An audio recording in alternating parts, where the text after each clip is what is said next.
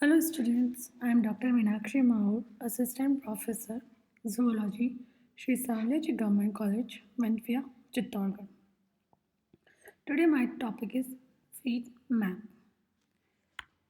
It is a diagram of an egg or blastula which indicates the fate of each cell or region at a later stage of the development. So it is a diagrammatic representation of the prospective fate of each part of an embryo at an early stage of the development. Now, what is cytogeny or cell lineage study? So, to analyze the fate of each blastomere after first and second cleavage is known as cytogeny or cell lineage study. Now, how can we construct the fate map? So there are two techniques, vital dye marking and the radioactive labeling and the fluorescent dye. Vital dyes, what are vital dyes? Actually, they would not they would stain the cells, but they do not harm the cells to follow movements and the follow movements of the individual cells or group of the cells. So the vital dyes are used to follow movements of the individual cells or the group of cells. And the tissue to which the cells contribute would thus be labeled and visible in the adult organism. Now, who is the first person to develop this technique? So, embryologist Walter Vogt in 1929 developed this technique and he used this technique to study the cell fate. He used a small chip of agar impregnated with a vital dye like Nile blue or Nile red, which he placed on a particular cell or population of cell in a xenophous embryo until the dye absorbed into the yolk platelets within the desired cells. Once the cells were effectively labeled, the agar chip could be removed and the embryo was allowed to develop normally. So, with this technique, Vogt was able to distinguish movement of the particular cell population and then ultimate organ or tissue into which they integrated. So, this is the vital dye marking technique. There are vital stains like mild blue, sulfate, neutral fat, and genus green, etc. Now, radioactive labeling and the fluorescent dyes. Radioactive isotopes like carbon and phosphorus are used to label the early blastomeres. And by carefully following the course of these radioactive isotopes, the fate of blastomeres can be determined.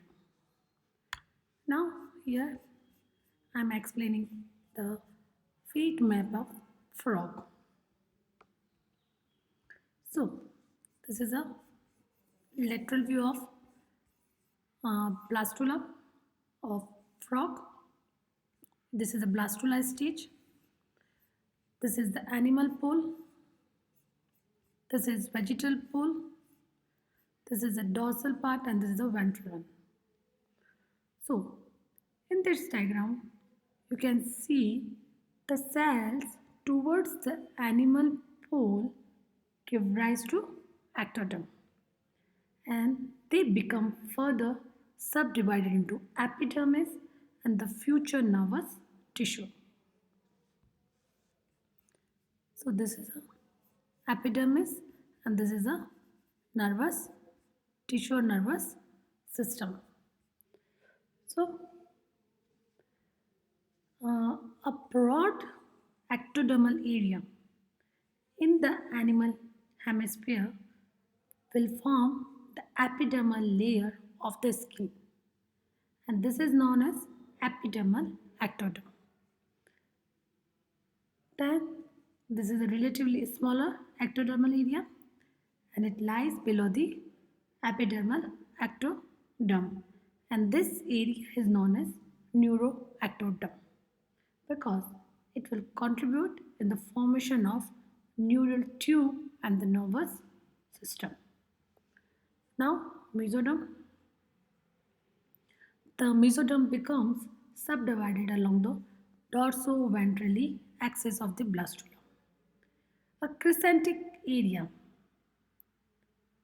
below the neuroectoderm is designated as a notochordal area because it gives rise to notochord of the embryo. And from the ventral side, the mesoderm is differentiated by the somites, which will form or which give rise to muscle tissue, and the lateral plate, which contains heart and the kidney and the blood islands. So, this is a mesodermal region.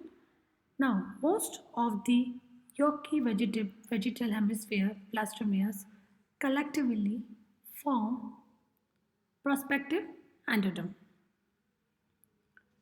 So, at the caudal margin of the notochordal area, there is a small strip of blastomeres which is called precaudal plate region, and this region mainly gives rise to some of the head mesoderm. So this is a fat map of frog. Here you can see it will form epidermis, it will form neural plate. This is a mesodermal area which will form uh, kidney, blood, and heart. And this is a endodermal region, and it is a prospective endodermal region. So this is a fate map of frog. Animal pole, vegetal pole, this is ventral area, and this is a dorsal area. Now what is the significance of the fate map? So it is very useful in tracing the morphogenetic movements of the cells and the ultimate position they will take up in the future. It is one of the essential tools in most of the embryological experiments. And they also provide researchers information that which portion of the embryo will normally become which part or which structure of the larva or which structure of the adult.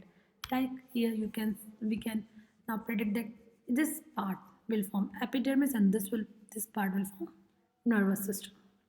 So this is very useful for the researchers. So in today's lecture, first of all I discussed what is fate map and what is cytogeny or cell lineage study. Then how can we construct fate map? So there are two techniques, vital dye marking and the radioactive labeling and the fluorescent dyes. This is the fate map of frog. This is a lateral view of fate map. So this part will form epidermis, this nervous system, this part of blood, kidney, heart, and this part, this gray crescent area will form a notochord, and the endoderm. This is a prospective endoderm. So this is a fat map of frog, and then these are some significances. The fat map of organism is helpful in tracing the morphogenetic movements of the cell. I've already discussed morphogenetic movements of the cell in my previous lecture, that is gastrulation. I discussed epiboly, emboli. In emboli, I discussed invagination, ingression, delamination. So these are the morphogenetic movements of the cell. So this map will helpful in predicting that which part of the embryo will become which part of the larva and which part of the adult. So it is very useful to understand for the researchers, and then that's why it is very important in most of the embryological experiments. There are so many examples of the fate map, but today I discussed only the fate map of frog, which is very easy to make you understand. And in next lecture, I will discuss the fate of germ layers. There are three germ layers, endoderm, mesoderm, and the ectoderm. So in next lecture, I will discuss the fate of all the three germ layers. Thank you.